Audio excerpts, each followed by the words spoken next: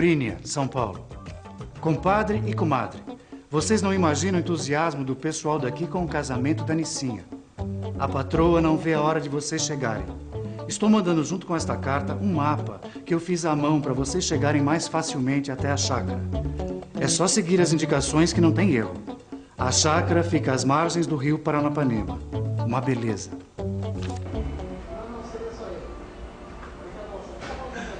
Fazendo um mapinha pros amigos, pra explicar algum lugar difícil ou pouco conhecido, isso acontece com todo mundo. E é o que tá acontecendo comigo. Eu tô fazendo um mapinha aqui pro Antônio. E essa história de fazer mapinha simples veio bem a calhar, porque com ela nós vamos aprender coisas importantes da geografia. Na teleaula de hoje, você vai aprender a construir um mapa simples, do lugar em que vive. Vai ver que existem mudanças de nível de terreno e vai aprender o que é topografia. E também o que é altitude de um lugar. Bom, deixa eu terminar meu mapa, que eu prometi pro Antônio que ele estaria pronto antes do expediente. Agora você, se liga que a nossa teleaula tá começando.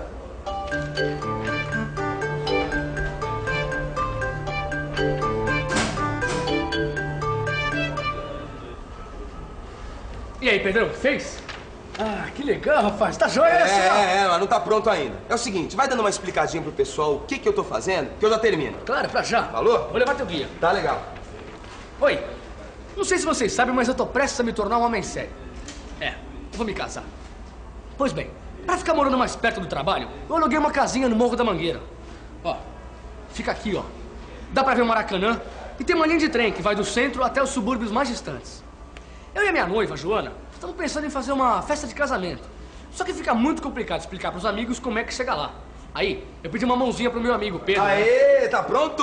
Deixa eu ver. Prontinho, olha a mãozinha que você me pediu. Quer dizer, o mapa. Perfeito, Pedro. A gente já viu nas outras teleaulas que a melhor maneira de você indicar um lugar é através do mapa. Aí o que eu fiz? Eu fiz o seguinte, ó, Antônio. Eu esbocei um desenho simples, peguei algumas indicações do guia e acrescentei outras que era pra facilitar para as pessoas chegarem na sua casa. Perfeito. Aí, amigão. Claro, joia. Obrigado, hein, Pedro. Falou, que é isso. Veja só, sua casinha fica mais ou menos aqui. Para ajudar na localização, eu levei em conta algumas informações que já estão aqui no mapa. A linha de trem, a estação de trem da Mangueira e a Avenida Bartolomeu de Gusmão. Aí eu fiz um desenho partindo dessas informações e fui acrescentando outras para ajudar o pessoal a encontrar a sua casa.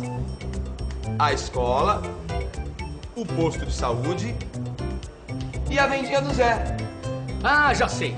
A gente viu isso em uma outra teleaula. Você usou símbolos cartográficos para ajudar na localização, não é isso? Isso mesmo. Símbolos cartográficos, seu Maurício, vixe. Não se assusta não, dona Ney. Símbolos cartográficos são esses pequenos desenhos aqui, ó, que a gente faz para indicar os principais pontos de referência. Então esses pontos que o senhor desenhou nesse mapinha que o senhor fez é que são os símbolos cartográficos? Exatamente. Aqui está a prefeitura. Onde você está agora? Você tem que sair pela direita e ir direto até passar pela igreja, aqui. Depois da igreja, você deve entrar na primeira rua à esquerda e ir em frente até chegar nessa rotatória. Aí, você começa a contornar a rotatória e sai, aqui na segunda rua. Mais na frente, você vai ver essa pracinha. Na rua da praça, você entra à direita. A terceira casa dessa rua é a casa do seu Armando, o dono desse terreno que você está querendo comprar. Você viu como é fácil construir um mapa simplificado? É só colocar os principais pontos de referência e respeitar mais ou menos as posições das principais ruas, para facilitar a localização de um lugar desconhecido, né? Olha só esse mapa do Guia de São Paulo. Rua João Moura, passando embaixo do viaduto da Avenida Paulo VI, que aqui em São Paulo a gente conhece como Avenida Sumaré, e continuando adiante. Bem, no mapa é tudo plano, certo? Só que confira a realidade. Eu estou aqui na Rua João Moura, embaixo do viaduto da Avenida Sumaré, e para lá continua a Rua João Moura. Só que aqui, na realidade, não tem nada de plano. Para falar a verdade, a Rua João Moura continua numa bela de uma ladeira. E agora? Bem, a gente sabe que um mapa é uma representação da realidade. Só que ele é feito numa folha de papel, uma superfície plana. A realidade é formada por baixadas, morros, serras, montanhas. uns mais altos, outros mais baixos.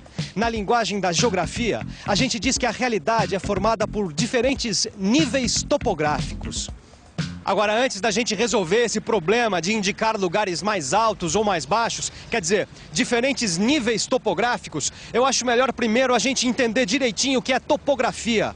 Você sabe o que é topografia? Então fique por dentro.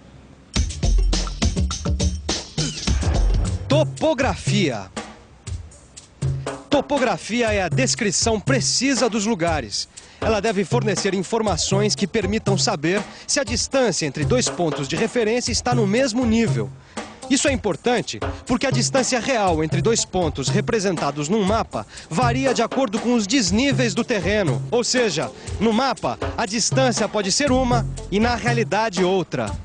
Veja só por quê. A distância entre dois pontos que estão no mesmo nível é menor do que a distância real entre pontos de referência que estão em níveis diferentes. Níveis diferentes? Isso tem tudo a ver com esse mapinha que você fez para as pessoas chegarem até minha casa, Pedrão. Como a casinha fica no morro, as pessoas vão ter que subir escadas, subir ladeiras.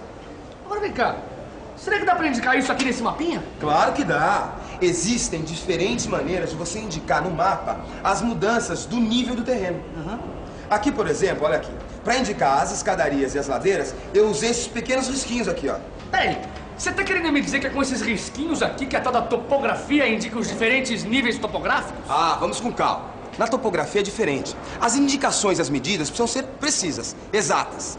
Para medir as diferenças dos níveis topográficos entre os lugares, é necessário você definir um nível de base. Peraí, deixa eu ver se eu tô entendendo. Nível de base é um nível escolhido para servir de base de comparação entre dois lugares. Por exemplo, para saber quem está mais baixo, quem está mais alto. Como o nível do mar, por exemplo. Exatamente. O nível médio do mar foi escolhido como nível de base para comparação entre os níveis topográficos dos lugares. Ah, é por isso que eu tô sempre ouvindo as pessoas dizerem tal cidade fica X metros acima do nível do mar. Aí, Antônio, exatamente. Esse desnível, tá, que existe entre o lugar e o nível do mar é que a gente chama de altitude.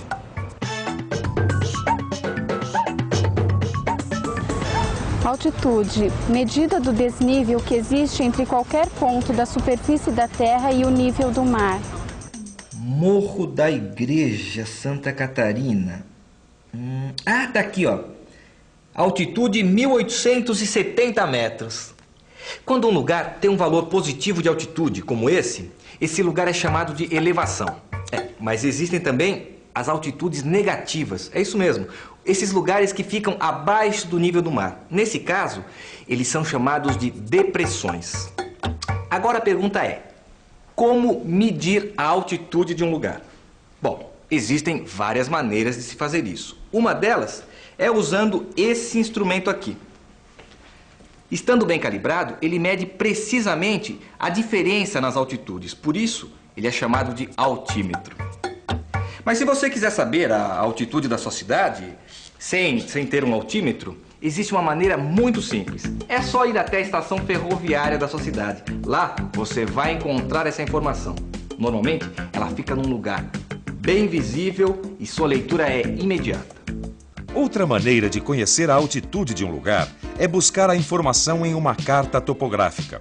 As curvas de nível são linhas representadas no mapa que unem pontos de uma mesma altitude, como, por exemplo, as curvas de nível de 20 metros ou de 100 metros. A distância entre as curvas de nível define as cotas hipossométricas de um mapa, que são os valores que estão escritos ao lado de cada curva ou na legenda de um mapa, mostrando as elevações e depressões do terreno representado. A partir das curvas de nível, é possível não apenas conhecer a altitude do lugar, como também traçar o perfil topográfico. Isso permite uma visualização dos diferentes níveis existentes no terreno e uma melhor avaliação das distâncias e de sua extensão, principalmente quando varia muito a altitude entre um ponto e outro. Se as curvas tiverem uma distância muito pequena entre elas, o terreno será mais acidentado. E se as curvas tiverem uma distância maior entre elas, a inclinação do terreno será mais suave. Para desenhar um perfil topográfico, é necessário traçar o caminho entre dois pontos de referência em um mapa, marcando os pontos onde o caminho cruza com uma curva de nível, anotando o seu valor ao lado do ponto. Depois, é necessário construir um gráfico com esses valores, colocando no eixo horizontal as distâncias entre os pontos e no eixo vertical as altitudes observadas. O ser humano utiliza esse conhecimento para suas atividades econômicas, como a construção de estradas que recortam encostas das serras e montanhas, e na agricultura, nas plantações em terraço. Cada coisa que a gente aprende, hein, Pedrão? É verdade. Mas agora tá na hora da gente pegar no batente. Vamos nessa. E já que a gente tá indo embora, você aproveite para dar uma boa revisada na teleaula de hoje. Tchau. E atenção, se liga aí, é hora da revisão. Na teleaula de hoje, você viu que construir mapas simplificados pode ajudar as pessoas a encontrar os lugares. Viu também que para ter a ideia das mudanças de nível, é necessário representar a topografia do lugar. Aprendeu que altitude é a medida do desnível entre um ponto de referência e o nível médio do mar. E que a altitude expressa as elevações e depressões da superfície da Terra. Ficou sabendo que no mapa, as elevações e depressões são representadas através de curvas de nível. E por último, viu que a partir das informações disponíveis no mapa, é possível traçar um perfil topográfico de um lugar. Agora eu vou dar uma dica literária. Ela está aqui, no livro O Turista Aprendiz, de Mário de Andrade. No seu livro de estudo tem um trecho dessa obra. Se você ler com atenção, você vai perceber que tem tudo a ver com o que a gente aprendeu na teleaula de hoje. E falando em livro de estudo, está na hora de você estudar e fazer os exercícios. Eu te encontro na próxima teleaula.